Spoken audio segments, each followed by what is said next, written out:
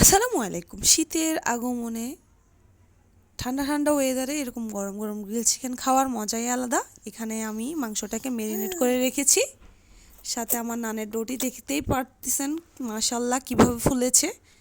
এখন আমি হাতের সাহায্যে চেপে চেপে ভেতরের বাতাসগুলো বের করে নিয়ে আলাদাভাবে করে নিচ্ছি। অপর প্রান্তে আমি একটি ফ্রাইং প্যানে চিকেনগুলোকে ভেজে নেব লাল লাল করে। এক এক করে প্রত্যেকটি চিকেন দেওয়া হয়ে গেলে আমি ঢাকনা দিয়ে ঢেকে এক পাশ 3-4 মিনিট করেই কুক করে নেব। আবারও ঢেকে দিচ্ছি। অপর প্রান্তে এই যে আমি সবগুলো নানের লিচি কেটে নিয়েছি। এখন আমি একটি হালকা ময়দা দিয়ে বেলে নিব। নানটিকে এভাবে বেলতে হবে যাতে বেশি পাতলাও না হয় আবার বেশি মোটাও না থাকে, এতে আপনার নান একদম প্রত্যেকটি নান ফুলকো ফুলকো হবে।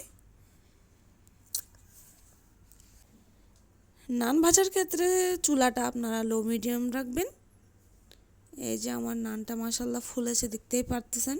এক এক করে আমি প্রত্যেকটি নানি ভেবে বানিয়ে নিয়েছি।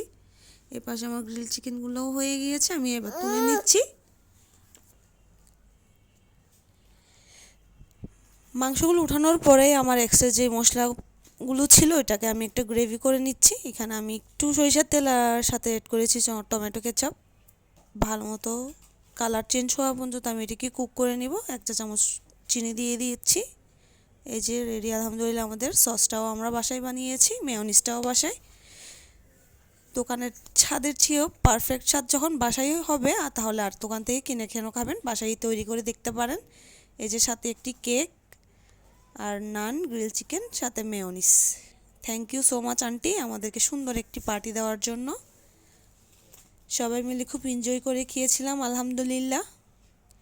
আপনারাও যে যেখান থেকে আমার ভিডিওটি দেখছেন আমার ভিডিওটিকে একটি লাইক, ফলো অ্যান্ড শেয়ার করে দিবেন। আসসালামু আলাইকুম, ভালো থাকবেন সবাই।